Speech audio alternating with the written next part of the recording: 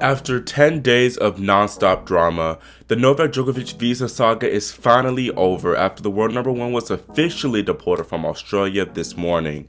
Djokovic's long legal struggles were ended after the federal court supported the government's decision to cancel Novak's visa because of his views on vaccination. The court ruled unanimously that Novak should be deported from Australia due to the concerns of him spreading anti-vax sentiment. For the very last time, thankfully, this saga started when Djokovic arrived in Melbourne on the 5th through a medical exemption given to him through two separate panels, which relied on the Australia Technical Advisory Group on Immunizations guidelines. These rules allow unvaccinated non-citizens to enter Australia if they contracted COVID within the last 6 months. Djokovic used a previous infection as the basis for his entry, but the border force felt this didn't quantify for valid exemption requirements, detaining him and canceling his visa. Novak appealed this decision and won, as the judge ruled that the border force officials didn't give him ample time to respond to the cancellation notice. However, 2 days ago, Australia's Immigration Minister Alex Hawke overturned that appeal decision and recanceled Novak's visa through his own reserved powers under Section 133C for Australia's Migration Act. Hawke said the visa recancellation was out of public interest, believing Djokovic's ongoing presence in Australia might lead to an increase in anti-vaccination sentiment within the community. Novak tried to appeal this government decision, going to court once more yesterday evening to keep his Aussie Open bid alive. Hawke used the Djokovic anti-vax narrative as the basis for his argument in court. Hawke's lawyer, Stephen Lord, first referred to Novak's initial statements back in April of 2020 when he said that he was opposed to vaccination,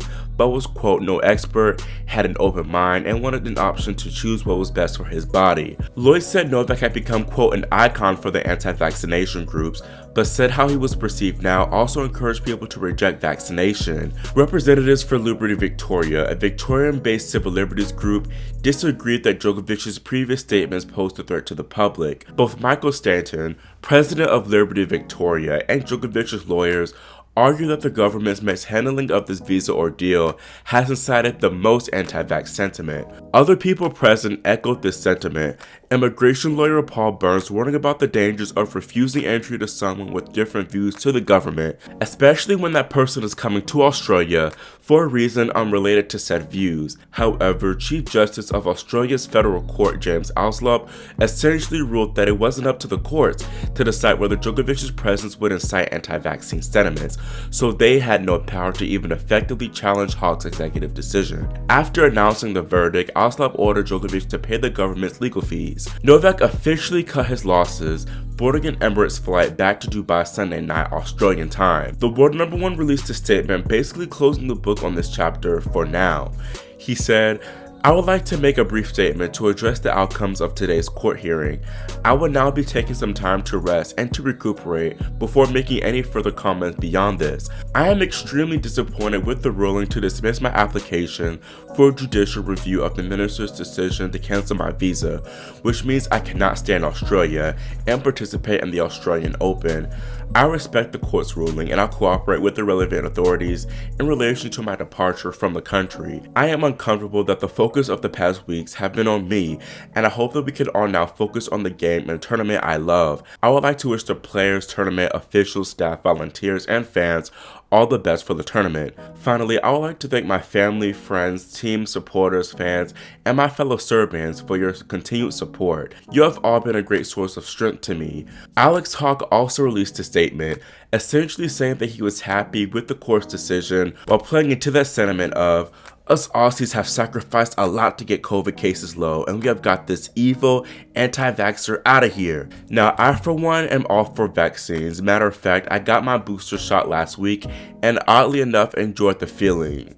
Anyways, while I don't agree with Novak's vaccine skepticism and him taking advantage of a loophole in the rules, the government is fully at fault for creating the rules in the first place. The border force officials likely only blocked Novak because of all the backlash the government received for even granting him the medical exemption in the first place. Djokovic, while being shady about it, followed all the rules set in place, and as I said previously, don't hate the player, hate the game. I honestly feel like the government played itself because I feel like Djokovic's exemption outrage was gonna die down, but now they look silly for trying to vilify this man because they screwed up. They're pretty much fully exposed for using him as a political pawn to gain support for the upcoming re-election there, but it might have backfired. I do understand the argument about the increase in anti-vax sentiment because there have been some rallies started by vaccine opposers chanting in Novak's name. However, the government still created this problem by failing to enforce a strict vaccine mandate for non-citizens in the first place. I also think Tennis Australia bears some responsibility for bending the rules and allowing Djokovic to submit his exemption request 6 days after the deadline. I am a bit disappointed that we won't be able to see Novak compete in Melbourne because he is the world's #1 player who happens to be chasing down history as well.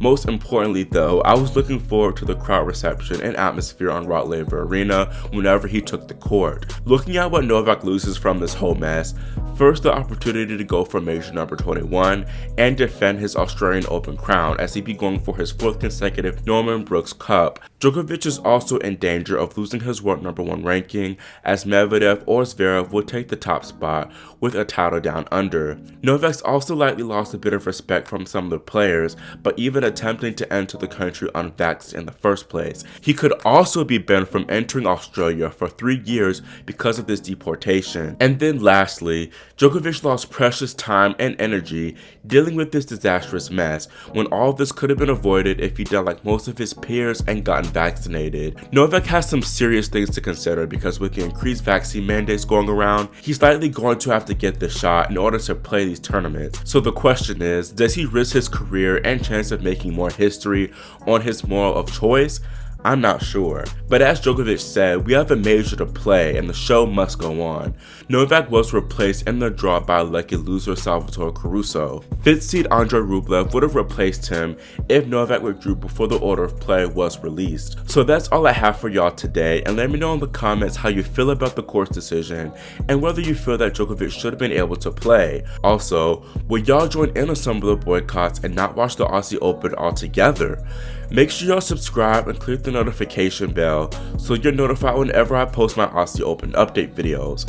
Thanks for watching and I'll see you next time here on Grand Slam Tennis News Today.